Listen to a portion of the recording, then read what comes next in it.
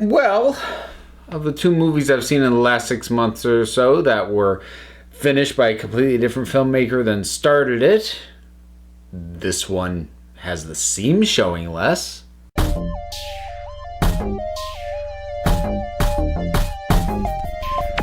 Solo, a Star Wars story. So, yeah, let's talk about this thing. I've just gotten back.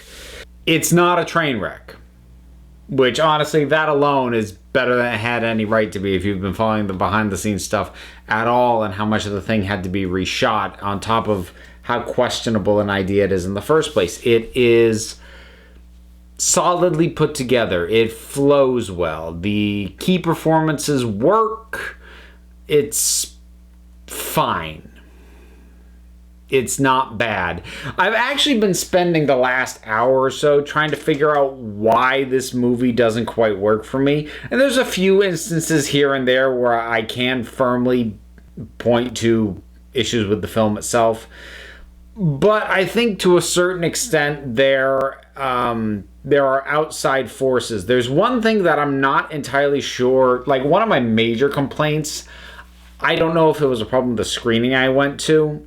I'm going to be taking my mother to this again next week, so after that, I'll know whether or not this was just a problem with the screening I had. But I feel like the camera really, really, really needed to pull back like about a foot for most of the movie. It felt like everything was a little too tight. Initially, I found myself going like, is this cut heavy? Is this shaky again? Because I'm having a hard time, totally following, quickly and smoothly what's going on, which is not typical for Ron Howard. He's not known for that.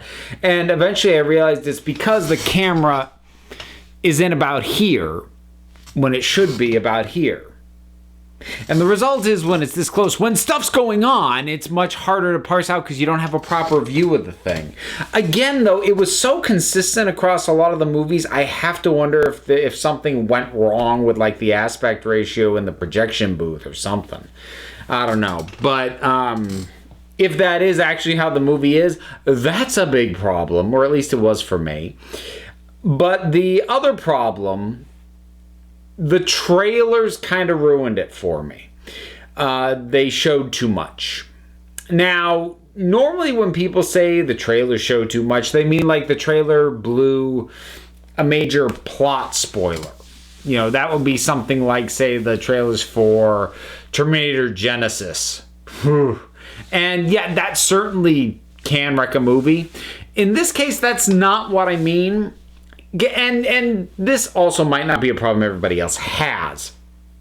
But with me, and also, before I get into this, I didn't watch every trailer, every TV spot. I watched the teaser trailer, basically the one that they put out at the Super Bowl, and then the full trailer. I might have caught one more after that. I didn't go out of my way to see it. I'm not sure I fully paid attention to it. It would have played in front of a YouTube video or something. But with me, with these trailers, there's a part of my brain that has cataloged all of the locations, all of the set pieces that we see in the trailer.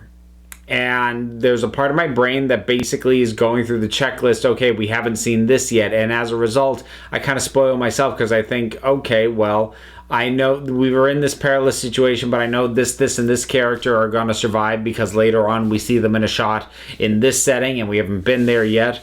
Or, the characters arrive at a setting and I immediately know, oh, there's going to be an action scene here because I remember this one shot from the trailer and that's clearly the same location. I don't want to do that. That's just crap that my brain does, and it did it a lot in this movie. It doesn't, well, I was going to say it doesn't always happen. It's my default. So the instances in which it doesn't happen, even with films that have shown me late game stuff in the trailers, are instances where I'm so wrapped up in the story and the characters that it overrides the part of my brain that does that, which was not the case here. In terms of how bad the amount of stuff that was in the trailers and how late in the game it goes, I think it was 2 hours into the movie before I stopped seeing things that I had seen in the trailer to some degree or other. So, yeah. Marketing kind of killed my own personal enjoyment of a movie that I might have enjoyed more otherwise. I think the other maybe fundamental thing about it is that it's a little too grim. I mean, what's great about Han? In the first Star Wars especially, which this is the one that comes before that, so that's the, you know, the mold that he's heading into. He's fun.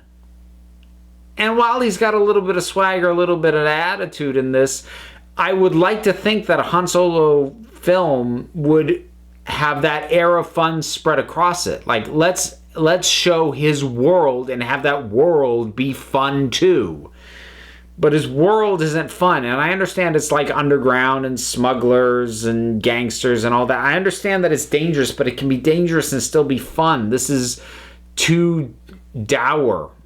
It's too grim. And I don't mean grim like everyone and everything is miserable. It's not a DC cinematic universe movie, but it's missing a lightness of tone. It's missing a sense of fun that really should have been at the core of this thing. Oh, and there's one last problem that is kind of at the core of this thing, which is that when you do a prequel film for a character like Han, who is not particularly loyal, who's a little bit amoral, who's overly selfish, and who needs to overcome those things in the films we've already seen, the problem is you can't just have him stay the exact same way, or at least you probably shouldn't, especially if you're claiming to do anything close to an origin story, because he needs an arc, and you can't just have him be the same and have that be an arc. So either he has to be even more amoral, and they didn't go there because they would have had to made him like a completely unrepentant and murderer, basically, to make him worse and have how we saw him at the start of the first Star Wars film be an improvement. Or you give him a standard hero's journey, and now suddenly it doesn't make a heck of a lot of sense that he is as jaded as he is in the first Star Wars, that he needs to sort of be pulled kicking and screaming into being a good guy, when being a good guy seems to be such a fundamental piece of his makeup in this film. It's even pointed out by other characters at a few points that he's down at his heart a good guy, and he tries to be like, no, I'm not the good guy. And that might have played better if there had been more emphasis on him like really idolizing the world that he was now operating on. Like, honestly, if they had done a narrative like he in his mind glamorized being an outlaw, and that he thought being bad was the best that you could do in this world, that's an angle that might have worked. They didn't go for that, though. They went for him being basically motivated by a love interest and trying to protect and help her. So his whole trying to be bad and tough rings not quite as true, and the fact that he has a heart of gold running through this means he's actually somehow regressed by the time we get to Star Wars. And I'm not saying there's no way that can happen, and I'm sure they want to make at least 1 or 2 sequels to explain how he got there, but you know, you need to make a solid movie that connects, and it as far as Han as a through line right now, it just doesn't. There's another thing that doesn't connect worth a darn, but that's a spoiler, and we'll get there. Drilling into it a little bit more, let's talk some of the performances. We've got the guy who plays Solo. I'm not going to try and pronounce his name. I'll put it up on the screen. That last name just intimidates the heck out of me. But in any case, he is pretty good.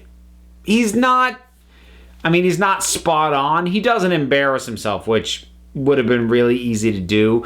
I don't envy anyone who tries to play a role made famous by Harrison Ford, because Harrison Ford has a quality that is really just kind of innate and very few other actors have, which is just an ease. He makes it look easy. He makes it look like he's not trying, but not in a like a I don't care way, not in a, you know, I'm not present way. Just, you don't feel like you see him acting. You feel like you're just watching him. It's just so natural and easygoing and just flows. You're just like, I'm just hanging out with a guy. Whereas the guy playing young Han Solo, you can see that he's acting. Not acting badly, but it doesn't have that easygoing, free-form flow that Harrison Ford in the role of Han Solo has. He does, thankfully, have a good rapport with Chewbacca. That's important. Donald Glover as Lando works well. Woody Harrelson as Beckett is perfectly fine. Emilia Clarke she works. Her character is not particularly unique or interesting, but she's fine in the part. Ditto Paul Bettany. I do have a character that I didn't like. Actively didn't like. And that's L3. And now that's the droid. That's Lando's droid. And that reeks of trying too hard. Now, I like droids as a rule. I even like some droids that were very clearly, you know, a lot of effort was put into finding ways for you to like them. I like R2. I love BB-8. I liked K2 from Rogue One. L3, I don't like her. And maybe that's the first thing. I tried to think. I'm fairly certain that this is the first droid in the films, at least. I don't know about like the TV shows or the video games or what have you, but I'm pretty sure this is the first droid in a film with a distinctly female tone to its voice, which is fine, but it walks with a hip sway, like a really exaggerated hip sway. And the minute we got a shot that was pulled back enough for me to get a good look at what was going on with this robot's hips, I'm looking at that going, really? Really? And that kind of soured me on a character that I was iffy on up to that point anyway. So I did not like L3 really very much at all. Some of the other characters, you know, there's a lot of side characters that are decently done. The story plays out about how you would expect, and again, surprises are even lessened if you're like me in regards to keeping an eye out for stuff that you already saw in the trailer. All right, that's it for spoiler free. There's something I want to say that isn't like major spoilers, but they're like little things spoilers. So if you don't want that, then the last thing I'll say before getting into that is just, it is not a bad movie, and by all rights, it should have been. I'm not super excited about the fact that I'm going to be seeing it again because I'm going to take my mother to it. Okay, so there's your spoiler free. So getting into kind of minor detail spoilers. Remember in Indiana Jones and the Last Crusade, during the opening sequence with young Indy, we see him go through this whole thing where he gets the fedora, he holds a whip for the first time. We find out why he hates snakes, and he gets the scar on his chin. And it's kind of silly and goofy and contrived, but the movie gets away with it because it's light and it's fun and it's over fairly quickly and it doesn't keep happening again and again. Yeah, this movie does that kind of thing throughout. I'm not sure it's ever quite as goofy as that sequence in Indiana Jones and the Last Crusade is, but it is more frequent. And every time I was in the theater, and I felt like the movie was going, hey, you ever wonder how Han got the last name Solo? You ever wonder why he calls Chewbacca Chewie? Have you wondered what the Kessel Run is? Have you wondered how many other capes Lando has? You want to know where Han got his blaster? You ever wonder if Lando knows he's mispronouncing his name when he pronounces it Han? That kind of stuff is in there a lot. And every single time it came up, I wanted to stand up in my seat and just start singing, "Nobody cares.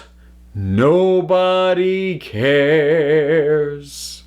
Okay, I'm about to get into proper spoilers to talk a little bit more in terms of specifics. So here we go. So the last stretch of the movie is actually probably my favorite bit. Last, I don't know, 10, 15 minutes or so, because once it had exhausted all the stuff that I'd seen in the trailer, I was genuinely interested with, you know, the plan and the cross and the double cross. That played out really well. I knew eventually that Kira was gonna betray Han. I called that because she has to. I mean, either that had to happen or she was gonna die. It was one or the other.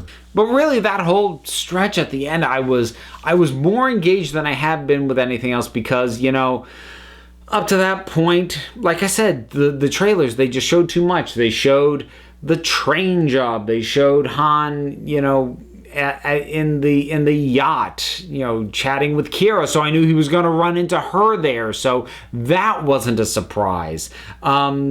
The Kessel Run, not only, you know, did we know it was gonna be there, but the fact that they encounter a giant living thing was not a surprise, because they showed it in the trailers.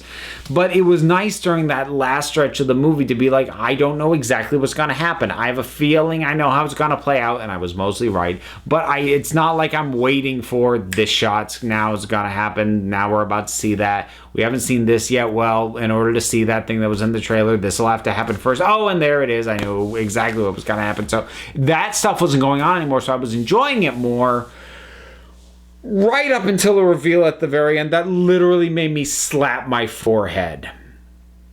So Darth Maul is apparently a crime lord now.